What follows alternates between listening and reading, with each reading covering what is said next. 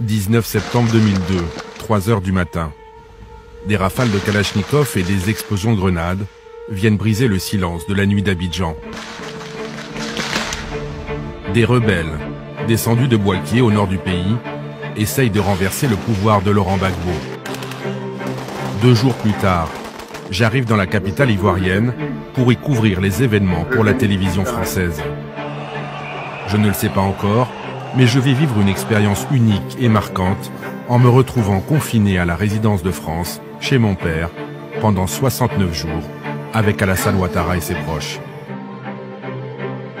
16 ans après, je reviens en Côte d'Ivoire pour les retrouver et leur faire raconter l'histoire de cette crise.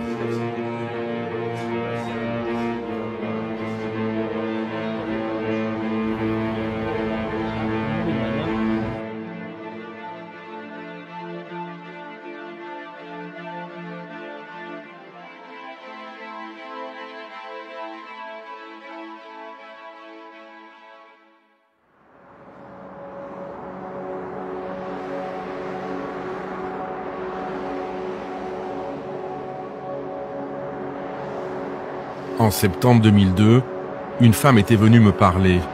Je l'avais filmée de manière anonyme, afin de préserver sa sécurité. À l'époque, secrétaire particulière de Robert Gueï, elle fut le principal témoin du commando ayant assassiné Rose Gueï, l'épouse du général. Voici donc son témoignage exclusif, diffusé pour la première fois.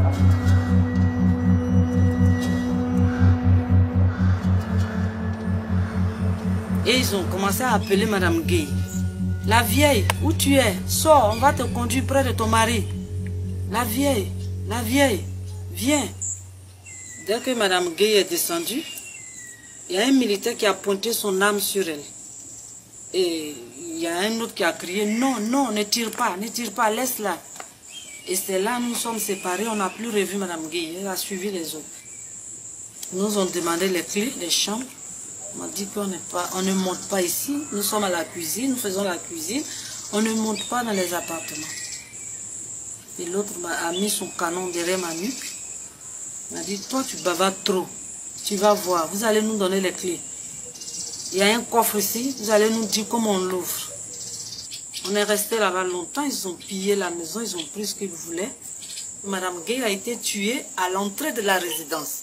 On l'a giflée 2 fois et après on lui a tiré des coups de feu. Elle est tombée, il y a un des militaires qui l'a poussée avec le pied dans le caniveau qui est en face de la résidence. Lorsque l'escadron de la mort arrive chez le général Gueï, de nombreux militaires de sa garde rapprochée se trouvent encore dans la maison. Il y avait le capitaine Fabien Koulibaly, le lieutenant Tchegbe Koulibaly, le caporal Georges Kouadio, le caporal Lama Karamoko, le caporal Diomandé Bonfils, le caporal Blé Maninga, le caporal Bamba Suleiman, le sergent Loi Pascal. Ce jour-là, c'était les militaires qui étaient des gardes. Ils ont tous été tués, hein, ils ont tous été tués. On tue des gens comme ça.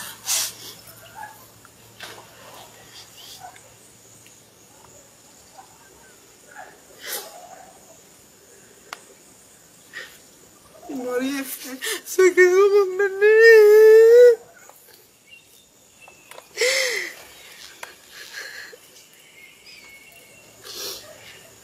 On rend justice à tous ces enfants qu'on a tués, qu'on a arrachés à leur famille. On les a tués froidement. Que tout le monde sache la vérité. Moi, je pense que le général Gueï a été tué selon un plan établi par ceux qui l'ont tué. Parce qu'il faut se débarrasser des leaders pour être tranquille, comme les militaires l'ont dit. Ils ont profité de ce cafouillage pour éliminer ceux qui les gênent, c'est tout. La plupart des militaires parlaient le bété. Entre eux, ils parlaient bété. Ils parlaient la langue du président. C'était des forces de l'ordre ou c'était des rebelles? Parce qu'on a dit que c'était les rebelles qui avaient tué. Ce n'est pas des rebelles. Ce n'est pas des rebelles. Ce sont des comme on appelle, des loyalistes. Ce n'est pas des rebelles. Ce sont des militaires et ils ont dit qu'on a fini avec le général on va retrouver Alassane Ouattara. On l'a tué, on a tué Géorgina, il reste Alassane Ouattara. Voilà les deux personnes qui nous emmènent dans ce pays. Maintenant, on a tué le général, il reste le tour d'Alassane Ouattara. D'ici, on y va. C'est ce qu'ils ont dit.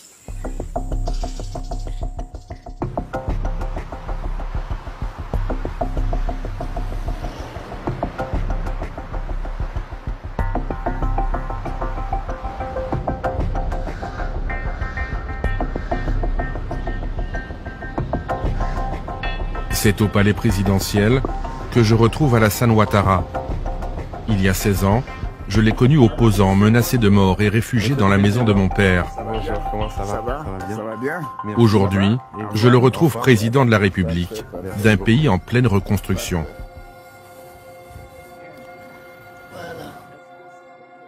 C'était des moments douloureux, mais enfin, il faut tout de même se remémorer tout ça. Je me souviendrai toujours que le 19 septembre, j'avais moi déjà fait mes réservations avec mon épouse, avec Dominique, pour aller à l'Assemblée annuelle du Fonds monétaire et de la Banque mondiale, je crois le 22 ou le 23 septembre. Alors j'étais chez moi et vers 10h30, 11h, on a été informé qu'il y avait des coups de feu et que, paraît-il que le général Gueye, le pauvre, avait été assassiné. J'ai appris qu'il y a un problème et que les gens étaient allés chez le général Gueye et que ça semble n'avoir pas bien tourné et que c'est la même équipe qui serait en train de venir chez le président Alassane Ouattara. Aller chez un individu avec un char, il est facile de se dire que ce n'était pas vraiment pour s'amuser et que donc il fallait prendre des dispositions pour ne pas que ça soit tard. Le 19 septembre, très tôt le matin, on a entendu des coups, des tirs qui détonnaient un peu partout, pas loin de chez nous, parce que dans la rue parallèle à la rue Sainte-Marie où nous habitions, il y avait le domicile du ministre de la Défense. Mais nous, de la fenêtre de notre villa où nous habitions, qui est un duplex, on voyait certains soldats qui se déshabillaient, qui jetaient leur tenue. C'était là la confirmation qu'il y avait une tentative de coup d'État contre le régime du président Laurent Gbagbo. Ma fille Bintou, quelques minutes après, a vu des militaires arpenter les murs et arpenter ce qu'on appelle le portail. C'est là qu'on a su qu'il y a quelque chose de sérieux. Bouge pas, bouge pas, bouge pas.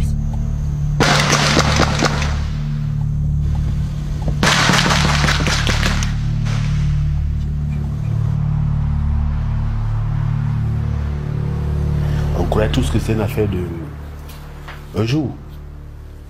Et puis les nouvelles arrivent, Bogadoudou a été tué, Gueye a été tué, etc., etc., etc. On se rend compte que c'est du sérieux. Et puis les jours qui ont suivi, on a vu que nous étions en guerre. Quelque chose qu'on ne pouvait même pas imaginer dans ce pays, c'est pas possible. On disait la Côte d'Ivoire, pays béni de Dieu. La guerre, le coup d'État, c'était pour les autres. Et c'était arrivé ici. Le pays était coupé en deux. Il y a un taxi qui arrive.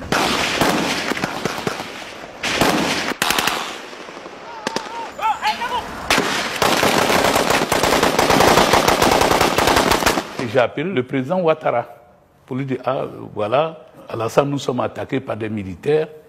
Il m'a dit, non, Adama, ne bouge pas. Je vais appeler l'ambassadeur Render, qui était ambassadeur des États-Unis à Abidjan, pour qu'elle vienne vous chercher. Il dit, président, non, ne dites pas à Mme Render de venir, parce que les gens que j'ai vus, ils sont trop excités. Il m'a dit, ben, écoute, Adama, viens alors avec Ami et les enfants. Quelqu'un vers midi nous a demandé de quitter notre résidence. Bon, je leur ai dit, écoutez, mais pourquoi? Parce que moi, je n'ai rien à voir avec ça, c'est une affaire des militaires.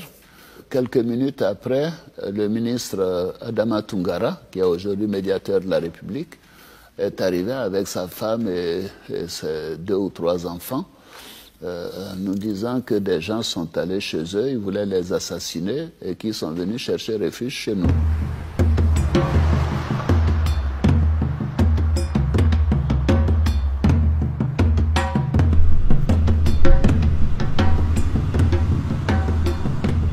Là, on a rendez-vous avec Chérif Ousmane. Chérif Ousmane, c'est un ancien héros de la rébellion de 2002.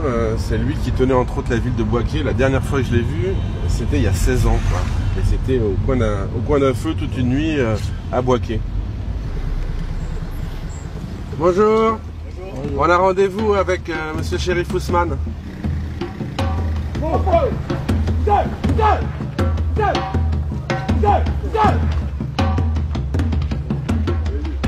On n'a même pas imaginé qu'on faisait 48 heures dans cette crise.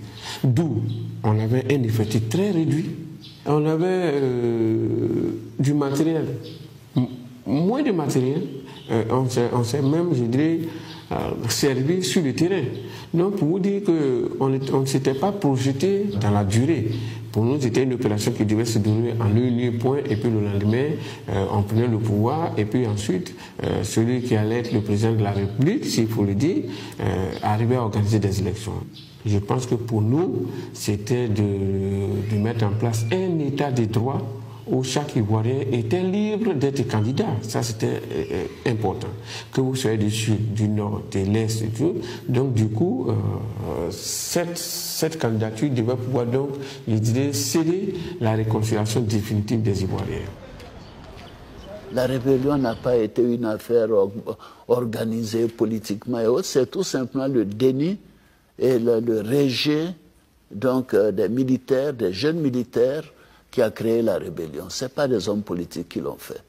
Parce qu'ils ont trouvé, ces jeunes militaires, que nous qui étions politiques, nous n'étions pas suffisamment engagés, ça prendrait trop de temps avec nous, nous sommes trop civilisés, entre guillemets, nous ne connaissions pas ce que ces gens-là, comme ils le disaient, avaient comme objectif, c'est de nous exterminer tous. Ils ont décidé de sacrifier leur vie et de prendre les armes.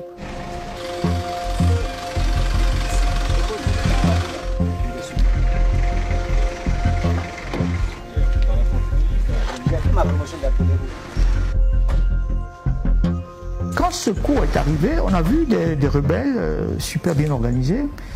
Ils ont certes raté leur cible, qui était la prise du pouvoir, mais ils ont réussi à marquer les esprits à Abidjan et ils se sont repliés sur Bouaké.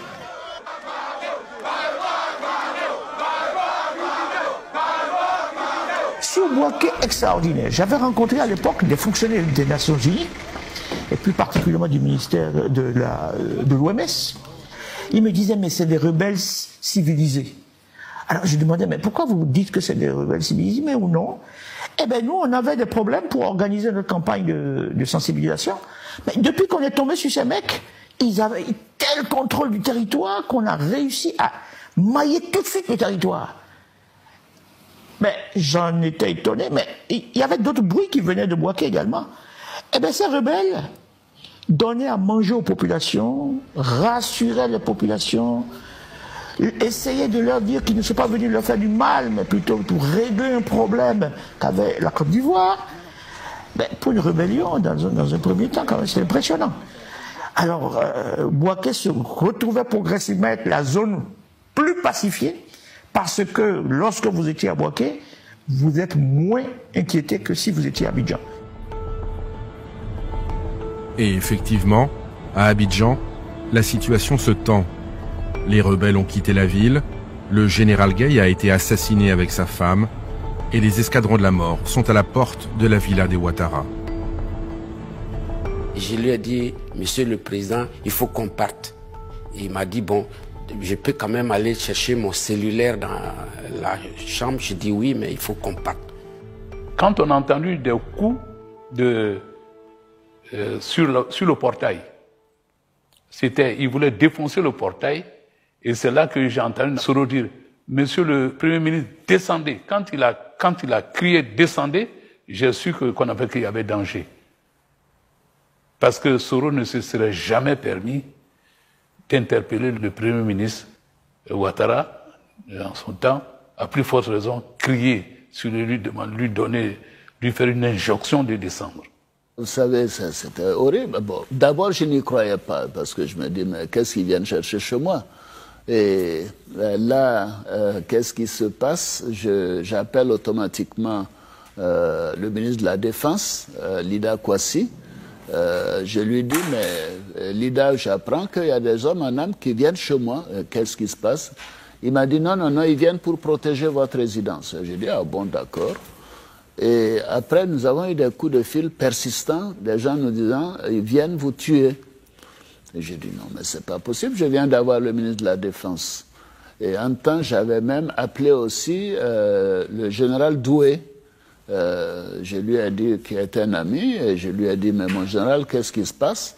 Il me dit, non, non, non, ne vous en faites pas, ce sont des gens qui viennent sur instruction du ministre de la Défense pour votre protection. C'est quand mes gens ont insisté pour dire que c'était pour m'assassiner et qu'il fallait que je quitte ma résidence, que bon, j'ai décidé, après l'avis d'Adama Tunkara, qui avait eu des militaires chez lui, dans sa maison, dans sa cour, que j'ai décidé donc d'aller à l'ambassade d'Allemagne. Ça, c'est une situation vraiment ubiesque. Nous ne sommes au courant de rien et on nous pourchasse. On a failli me tuer chez moi et maintenant on se réfugie chez le président, chez toi Alassane, et voilà qui viennent après toi. Mais tout ceci a commencé avec ce concept de l'ivoirité. Il faut qu'on soit juste devant l'histoire, quoi. Il faut qu'on dise la vérité. L'ivoirité, ce mal qui ronge la société ivoirienne. Au début, concept culturel visant à promouvoir les cultures et productions nationales, cette idée est vite dévoyée en une idéologie raciste visant à exclure certains citoyens ivoiriens, notamment ceux du Nord. En 1994, était dictée la règle selon laquelle est reconnu ivoirien les seules personnes arrivant à prouver que leurs 4 grands-parents sont nés en Côte d'Ivoire. Or, la population ivoirienne est une société cosmopolite du point de vue ethnique et culturel, où la part des résidents étrangers atteint presque les 30%, dont 70% de musulmans. Très vite, c'est donc toute une frange du pays qui est ostracisée. La Côte d'Ivoire du Nord devient ainsi celle des mauvais ou des faux Ivoiriens. Ce système, dénoncé comme xénophobe par la Fédération internationale des droits de l'homme, présente l'avantage pour ses promoteurs d'exclure de facto le nordiste et musulman Alassane Ouattara de la vie politique nationale.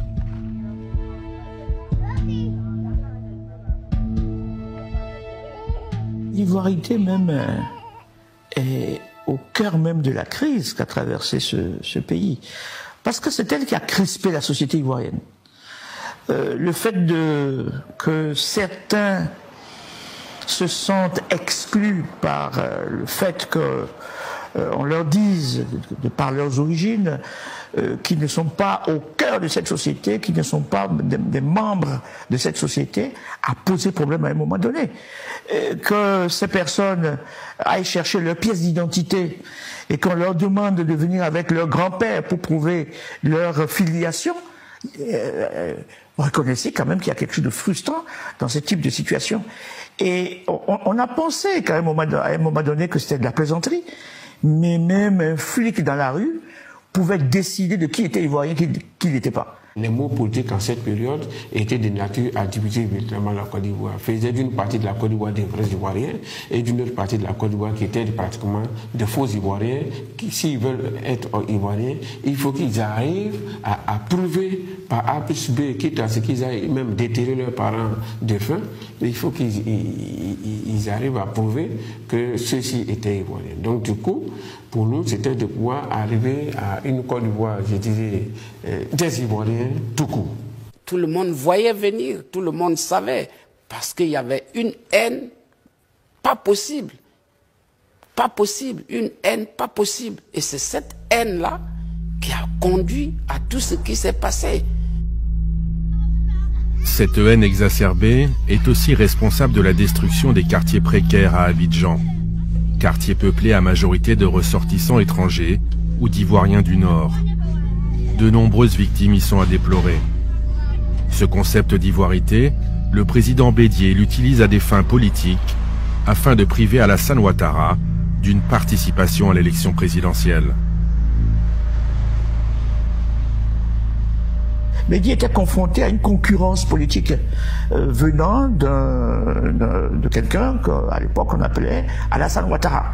Donc tous les traits constitutifs de l'identité de ce Alassane étaient stigmatisés et du coup il y a eu beaucoup de personnes, en tout cas une bonne partie de la Côte d'Ivoire qui s'est identifiée à cet exclu politique. Et du coup, ça a provoqué cette déflagration à un moment donné parce que c'était des peurs contre des peurs. Des peurs, d'un côté la peur de perdre le pouvoir si celui-là arrivait dans l'arène, et de l'autre côté la peur d'être exclu si on laissait perdurer ce discours autour de l'ivoirité politique et laquelle ivoirité politique était discutée à l'Assemblée nationale, au Conseil économique et social, qui a d'ailleurs produit un document de validation même de l'idée. Et puis ensuite, ça a été constitutionnalisé, voilà, à travers l'article 35. Le bruit des tirs résonne encore dans Abidjan ce 19 septembre 2002 et la menace est toujours présente devant la résidence des Ouattara. Un char de la présidence, le Comoé, essaye d'enfoncer le portail. À l'intérieur de la maison, il faut s'organiser. Ce jour-là, par miracle, il y avait une échelle. Je savais, en tant que responsable de la sécurité, qu'il pourrait avoir des problèmes et que je n'aurais pas le temps de faire quoi que ce soit et même passer par la porte. Il se pourrait que je ne puisse pas le faire. Donc je m'étais organisé et je faisais en sorte, à chaque fois que les employés finissent de travailler, ils avaient une échelle, je m'organisais à la mettre quelque part, sachant que je peux en avoir besoin. Et donc c'est cette échelle, ces jours-là, que j'ai utilisée. Je l'ai placé et je les ai fait passer par cette échelle dans la cour de l'ambassade d'Allemagne, les uns après les autres. Et après, j'ai tiré l'échelle avec nous, parce qu'elle pourrait être utilisée après, donc j'ai tiré avec nous dans la cour là-bas. Mais à peine on est arrivé là, que le char était à la porte. Et c'est là que nous sommes arrivés et nous avons donc passer la clôture pour aller à l'ambassade d'Allemagne. On arrive, il n'y a personne. Nous avons cherché une entrée, tout était fermé. C'est le Soro qui est parti taper à la porte et il y a un gardien qui est apparu. Et lui, il a dit, bon, rentrez, c'est ainsi que nous sommes rentrés. C'était une situation vraiment dramatique parce que ils ont passé tout le temps à vouloir défoncer le portail pour venir chercher le président Ouattara. Depuis leur refuge improvisé, ils assistent impuissants à l'invasion de la villa des Ouattara par l'escadron de la mort. Il s'en est fallu de peu. On les voyait, on assistait à tout ça. Et après, ils ont ramassé tout ce qui était dedans. Ils insultaient. On va le tuer aujourd'hui, il ne peut pas s'en sortir. On entendait tout ce qu'ils disaient. Ils ont défoncé le portail avec un char. Ils ont commencé à fouiller la maison. Et 2 heures après, j'ai vu qu'ils amenaient des camions pour prendre tout ce qu'il y avait, des meubles. Ils ont commencé à trouver la cave, ils ont commencé à boire beaucoup d'alcool, ils étaient sous. Et puis ils disaient, oui, mais où est-ce qu'il est? On a dit de le tuer, on le cherche, où est-ce qu'il est, etc. Et ils commençaient à danser, enfin vraiment c'était horrible. Des gens, on dirait c'était des sauvages, pardonnez-moi le terme. Moi j'étais choqué de voir que mes compatriotes ivoiriens pouvaient se conduire de la sorte et étaient effectivement venus pour m'assassiner. Ces gens-là sont purement et simplement des assassins. Alors qu'Alassane Ouattara réussit à escalader le mur qui le sépare de l'ambassade d'Allemagne, en ville, le chaos continue. Les opposants sont recherchés, pourchassés, éliminés. Amadou Gon Coulibaly, proche de Ouattara et numéro 3 du RDR, est obligé d'user de subterfuges pour se cacher et trouver un endroit sûr où se réfugier. J'avais eu le sentiment que là où j'étais, que je n'étais pas peut-être totalement en sécurité, et j'ai essayé de voir si je pouvais aller donc ailleurs. J'étais en contact donc avec un de mes oncles qui a essayé de m'organiser une sortie pour que j'aille dans un immeuble qui était donc à Cocody. Alors je vais dire quelque chose qui va vous faire rire. Pour partir, je m'étais donc habillé en femme. J'avais une robe. On m'avait mis un genre de bonnet de femme. Et puis bon, j'étais tellement pressé, c'était à la fin de la journée, que j'ai plié mon pantalon qui est monté jusqu'au niveau de mon genou. Et puis j'avais donc la robe donc sur moi, et puis les pantalons remontés jusqu'au genou.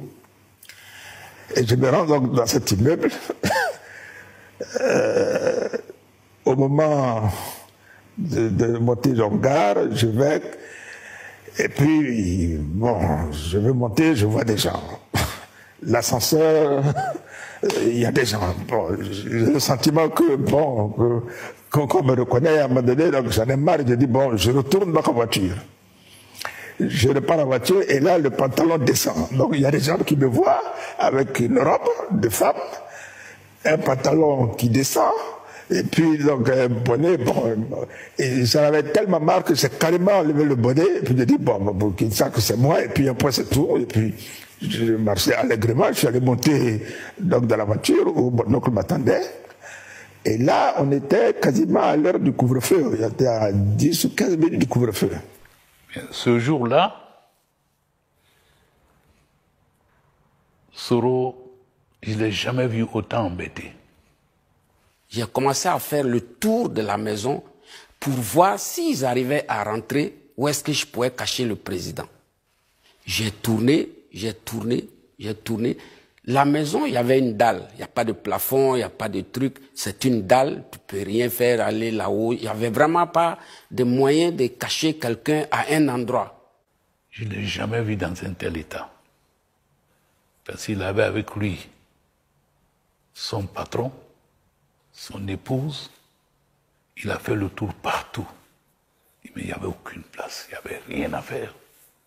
C'est pendant que je tournais, je suis revenu, il y a M. Tungara qui est venu vers moi pour me dire, ah, Soro, tu sais, le patron veut descendre parce qu'il pense que c'est lui qu'on cherche et que si lui on l'attrape, il va pouvoir sauver nos vies.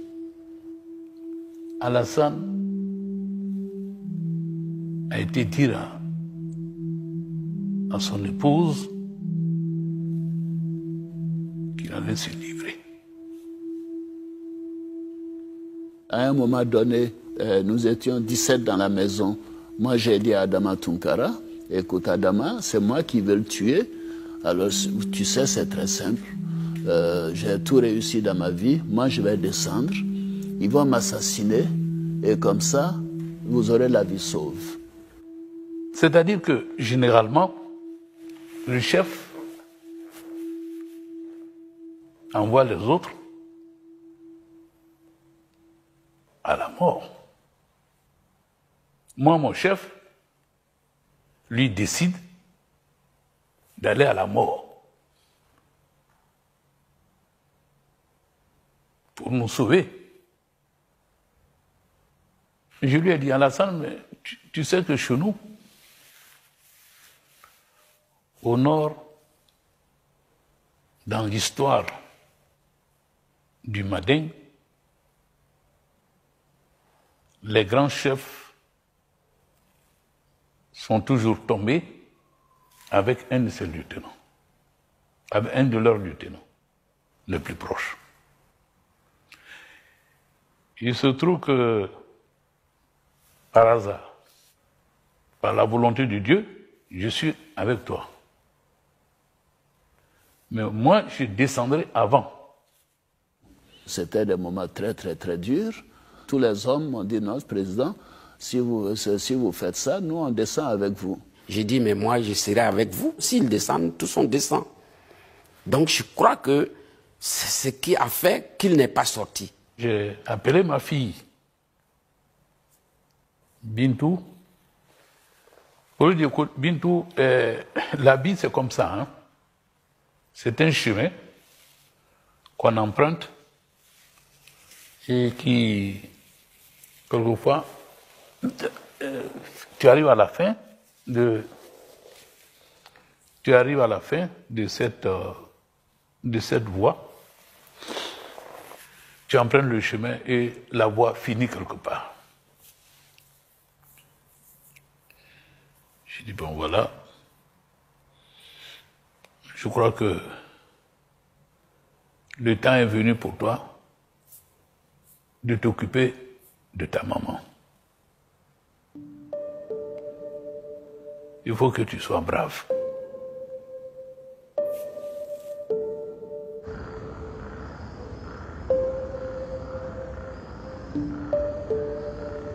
L'escadron de la mort menace désormais de défoncer la grille de la résidence de l'ambassadeur d'Allemagne.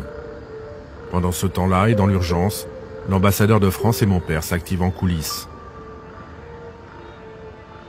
C'est là que j'ai donc reçu un appel de l'ambassadeur Renaud Vignal me disant « Monsieur le Premier ministre, je viens de recevoir un appel du président Chirac, je viens vous chercher, tenez bon. » Entre 11h30 et minuit, on nous a dit de descendre avec 3 véhicules.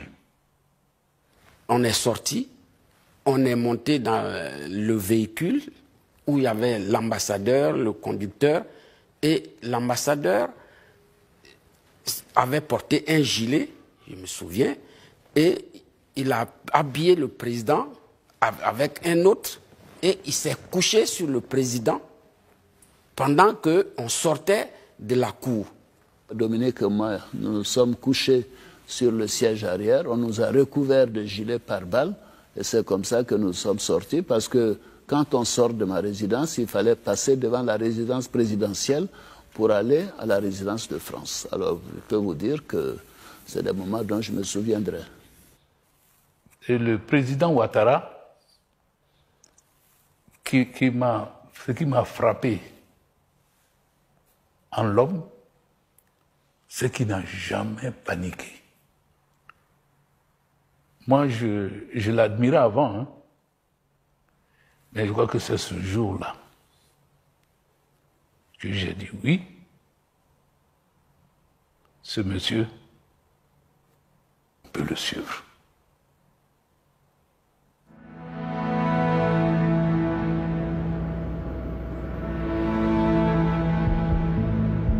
Nous sommes arrivés dans la résidence de France. On a été très bien accueillis par M. Renaud Vignal et Dominique May.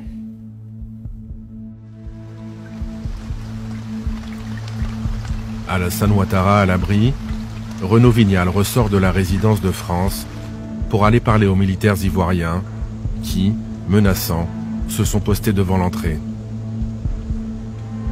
Et c'est là qu'il m'a dit que le conducteur du char était un certain CK. Et je crois qu'il était l'aide de camp de Simone Babo, qui lui a dit Monsieur l'ambassadeur, il a échappé belle parce que j'étais venu pour le tuer, celui-là. Cette violence, au sein de la population ivoirienne, a été portée par une presse partisane et des médias complices. Ce conflit est aussi une guerre psychologique et chaque camp utilise la presse comme un instrument de propagande redoutable.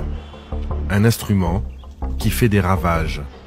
Tous les jours, les nouvelles les plus folles, fausses ou démentes sont livrées aux Ivoiriens dans un déni constant d'objectivité, de recul et de professionnalisme.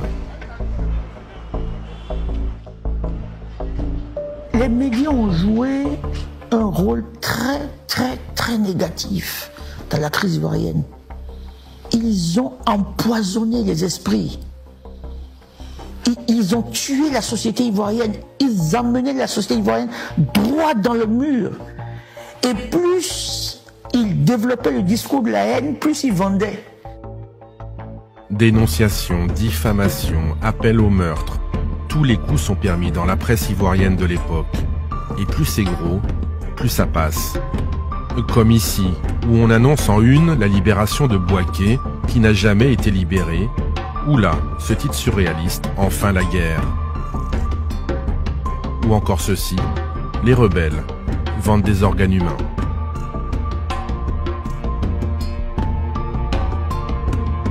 Tout cela pourrait faire sourire si cela n'avait eu des conséquences dramatiques pour certaines personnes, comme Alassane Ouattara qui, bien évidemment, a lui aussi été victime de cette presse en délire.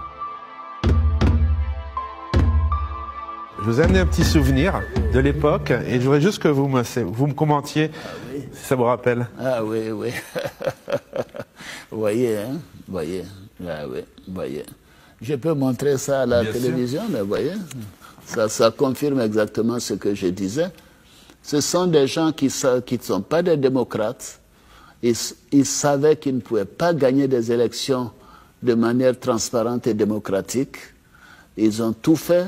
Ils ont voulu me tuer, mais le peuple ivoirien ne l'a pas souhaité ainsi. Mais j'étais bien jeune, hein?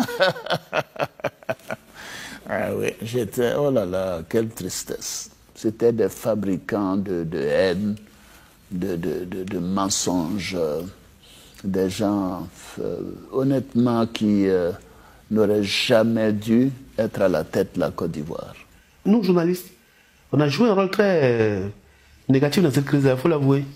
Ça a été vraiment la période la plus noire pour le journalisme. C'était n'importe quoi. On recrutait des gens qui ne savaient pas écrire, mais dont la seule fonction était d'insulter. On ne peut pas imaginer combien ce que les gens se lèvent le matin, ce qu'ils lisent le matin en allant acheter leurs journaux, peut les amener à faire, peut les amener à penser. La télévision donc, nationale de l'époque était justement là pour ça, donc pour exacerber donc, ce sentiment donc, anti-Nord. Et les journaux, oui, le sentiment anti-Nord donc, dans le pays. On se souviendra tous encore de ces phrases de Mme Gbagbo qui disait « le Nord va payer ». La télévision d'État qui était regardée par tout le monde, on ne servait que ça à longueur de journée. Que ce soit dans les chansons, que ce soit tout ce qui touche à la vie, tout court, était empoisonné par cette situation des nordistes, des musulmans, de toutes sortes de choses. Personne, pendant un temps, ne peut oublier ce qui se disait en ce moment-là, ce qui se passait, parce qu'on a tellement préparé moralement les Ivoiriens à en découdre. On les a... que ça ne pouvait pas se passer autrement.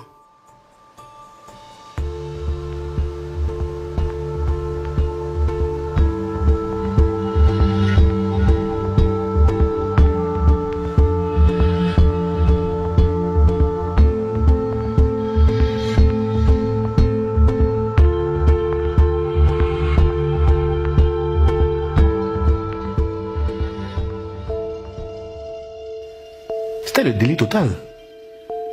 C'était le délire.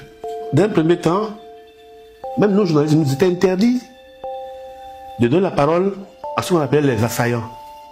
Parce qu'il y avait une machine, c'était derrière qui matraquait, il n'y avait pas un autre son de cloche. Tu ne pouvais pas dire autre chose. Quand tu le disais, tu étais complice des rebelles, des assaillants comme on disait. Et les journaux qui étaient catalogués proches des rebelles, c'est-à-dire les journaux proches du RDR, ils étaient déchirés. Mais ça, vous avez été incendié même. C'était la haine totale. Les discours en cette période-là, il était dit que ce sont des mercenaires venus du Burkina, du Mali et tout ça qui sont venus attaquer la Côte d'Ivoire. Donc du coup, on pouvait tuer n'importe qui. Un jeune du là, un Lodjineka, un gars qui venait de Séguéla, on pouvait le tuer, faire croire qu'il faisait partie de la rébellion. Personne ne lisait le journal de l'autre camp. Chacun allait chercher dans les journaux ce qu'il avait envie de lire. Donc du coup, cette fracture sociale, cette bipolarisation de la société a été organisée par la presse. Ils étaient nombreux, très nombreux ce samedi, les hommes et les femmes de tout âge, de toute couche sociale, à l'esplanade de la grande poste du plateau, justement la place de la République. Cela à l'occasion de ce deuxième grand rendez-vous de l'Alliance des jeunes pour le sursaut national.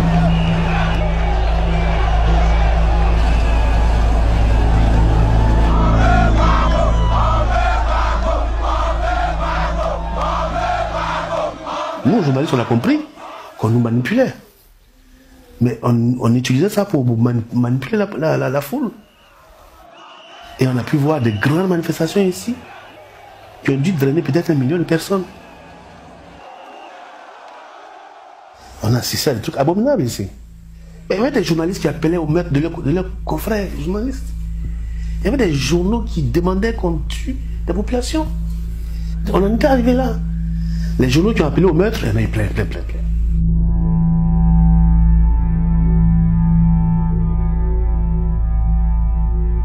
Cette presse, elle est condamnable, elle est dangereuse.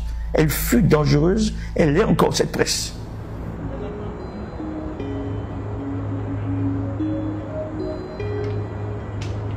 À la résidence de France, la vie s'organise peu à peu. Mesdames et messieurs, bonsoir. Il est 23h40. Voici la dernière information. Des rituels s'installent, comme passer des heures devant cette RTI qui régurgite de manière compulsive la propagande du pouvoir en place. Confiné chez mon père avec Alassane et ses proches, je filme ces quelques images furtives, ignorant que ce seront, de fait, les seules archives de ces moments inédits.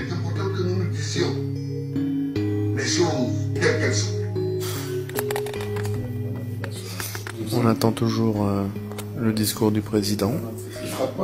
Les gens, les spectateurs diminuent, explique Alassane et mon père.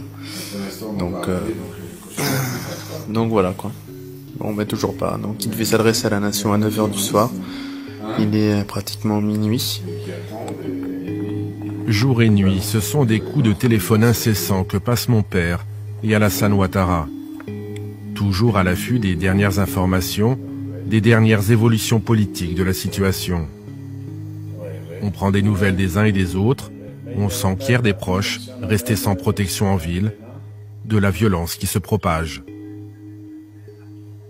On est arrivé un jeudi soir, dans la nuit de jeudi à vendredi, et dans la nuit de vendredi à samedi, voici que quelqu'un m'appelle et me dit « Ah, mais Monsieur le Premier ministre, votre résidence est en feu. » Nous avions un système de surveillance qui nous a permis de voir quelles sont les personnes qui l'avaient fait. Ils étaient 3 ou 4, sont venus avec des bidons d'essence.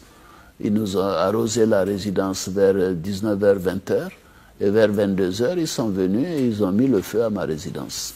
Je ne savais pas ce que dire au président. Quand je sais tout ce qui était dans cette maison, tous ces papiers, tous ces documents qu'il avait envoyés, il m'a regardé et dit « Adama, pourquoi tu fais cette mine? Il n'y a pas mort d'homme. C'est la vie qui est importante. Le matériel, ce n'est pas important. » Ça, c'est une leçon que j'ai apprise ce jour-là. Je savais que la vie était importante. Mais dans une telle situation de souffrance, de détresse, la leçon m'est restée en tête et m'a servi quand j'ai appris aussi qu'ils ont mis le feu à ma maison. Dans un rapport d'Amnesty International de 2013, il est dit « L'imaginaire du peuple ivoirien est hanté par une succession d'atteintes très graves aux droits humains qui sont toutes demeurées impunies en dépit de demandes répétées des organisations de défense des droits de l'homme pour que justice soit faite. L'impunité, dont ont bénéficié notamment les responsables du massacre de Yopougon en 2000, a alimenté les rancœurs des parents des victimes et a entamé la confiance que les habitants de la Côte d'Ivoire avaient dans la justice de leur pays. Aujourd'hui, 16 ans après, Daloa, Monokozoï, Bouaké, la forêt du Banco, Mans, ces noms résonnent encore en moi comme autant de lieux de massacre, charniers, exactions contre les populations civiles.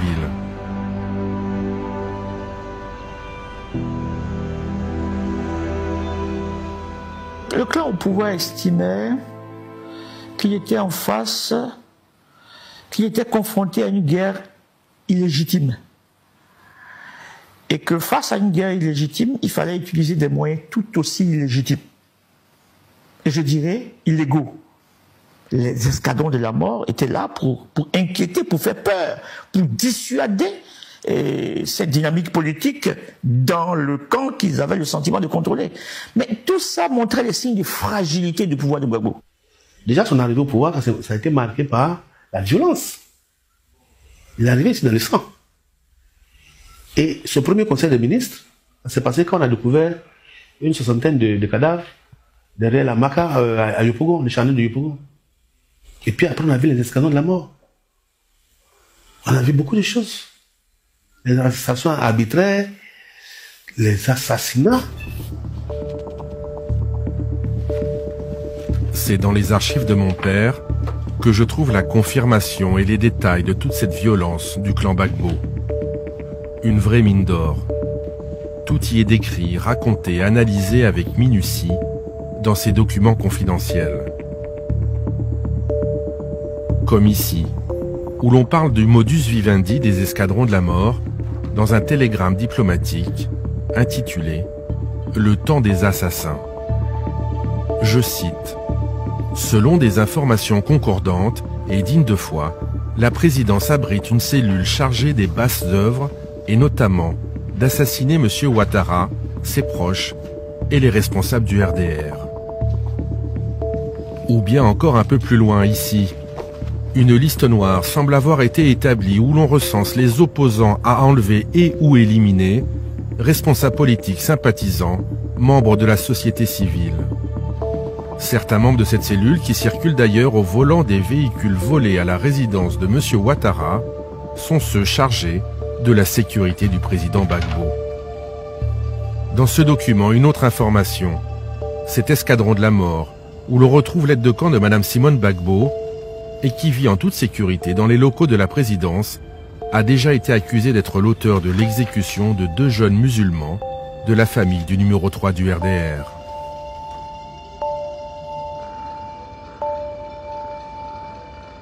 J'avais une tante qui était à Abidjan donc pour se soigner. Malheureusement, elle est décédée ici à Abidjan. Et dans cette période, on ne pouvait pas faire autrement que de l'enterrer au cimetière de Villonceville. Et le jour de l'enterrement, nous avons appris après, donc le capitaine Seka Seka s'est rendu au cimetière de Villonceville. Et il est rentré, il a abattu donc, au cimetière donc, 2 cousins. Donc le jour de l'enterrement de ma tante. Même la mafia ne fait pas ça. Aller tuer quelqu'un sur la tombe de sa mère.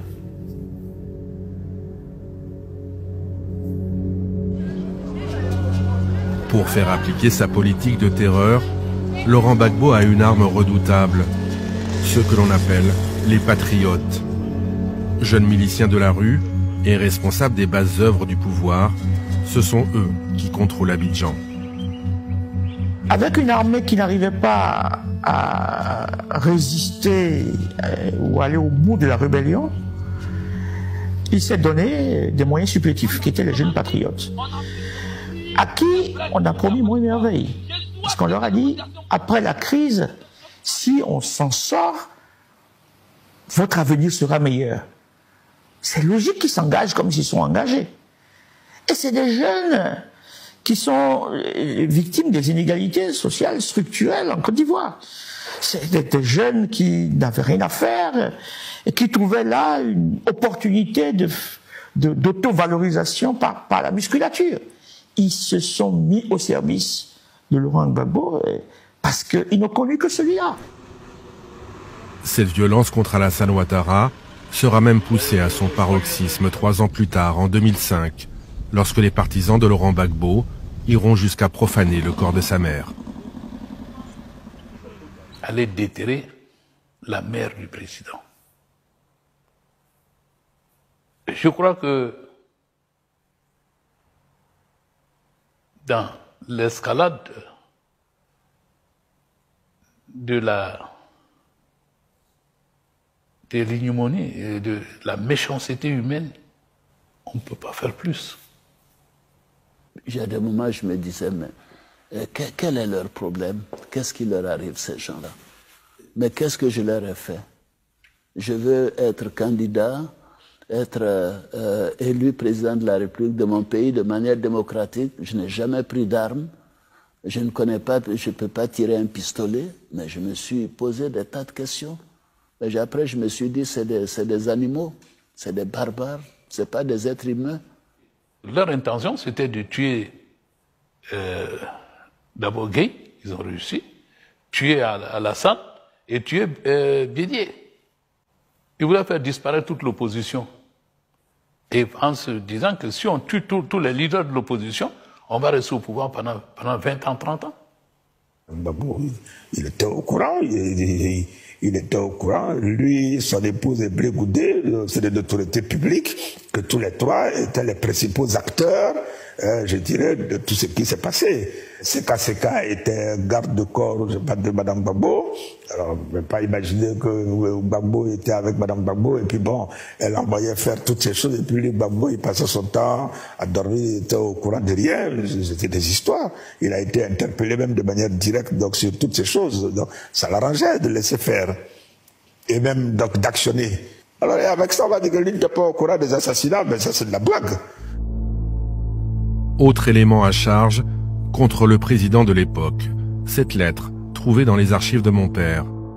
Une lettre écrite par un membre de la sécurité rapproché de Laurent Gbagbo, un garde du corps qui en a gros sur la conscience et qui prévient Alassane Ouattara des tentatives d'assassinat dont il aurait fait l'objet, ainsi que du modus operandi des exactions commises contre ses partisans et ses biens. J'écris cette lettre en violation d'une loi professionnelle. Je le fais pour avoir la conscience tranquille. Le vendredi 20 septembre, à l'aéroport, le président, à sa descente d'avion, a été clair. « Que me veut Ouattara ?» dit-il à son chef d'état-major particulier. « Je crois qu'il faut en finir, une fois pour toutes. »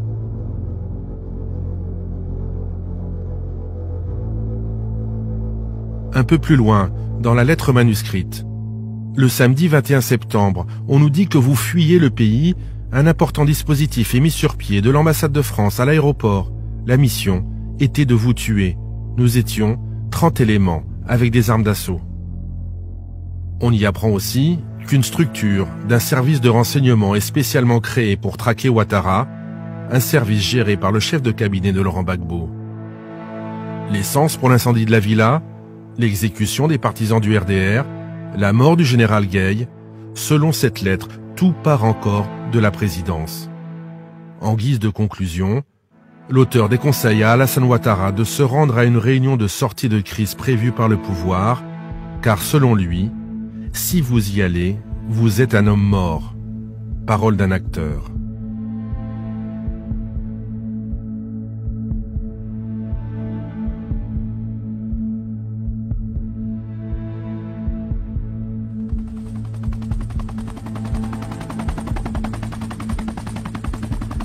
Cela fait maintenant 69 jours qu'Alassane Ouattara vit réfugié au sein de la résidence de France, lorsque des militaires français, des forces spéciales, se présentent à la porte.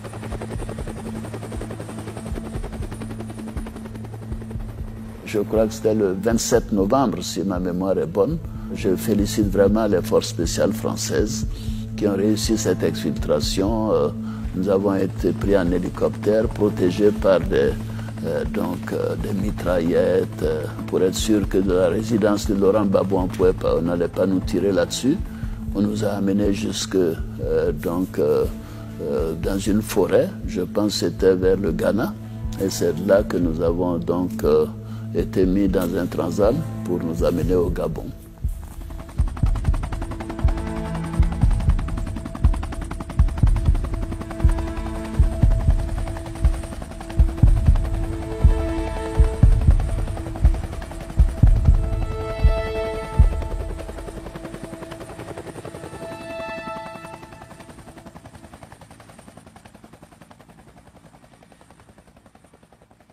Pendant longtemps, on a cru que la violence était le fait des autres. Nous, on était des gens pacifiques, parce que Fobayo nous a bercé pendant 33 ans avec la paix, le dialogue, etc. On a cru qu'on était d'une autre engeance. On a oublié que quand vous semez la violence, vous récoltez la violence. Quand vous semez cette violence-là, et puis vous semez aussi l'injustice. Quand il y a un petit noyau qui s'accapare tout, et puis les bidonvilles grossissent. Et les gens n'ont pas de travail, ils n'ont pas d'argent. Ils vous voient dans vos vieilles grosses 4x4. Qu'est-ce que vous voulez qu'ils fassent? On a semé la violence. On a fabriqué la violence, on a eu. La Côte d'Ivoire a vécu des tragédies depuis la mort d'Houphouët-Boigny.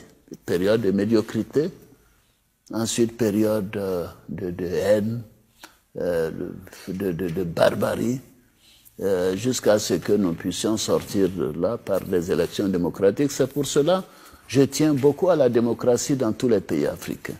Je dis la seule manière d'arriver au pouvoir, ça doit être par les urnes. On doit respecter la volonté du peuple dans chaque nation. Et je continuerai de me battre pour qu'il en soit ainsi. Parce que les coups d'État, les transitions, tout ça, ça ne crée que des problèmes pour plus tard, tôt ou tard.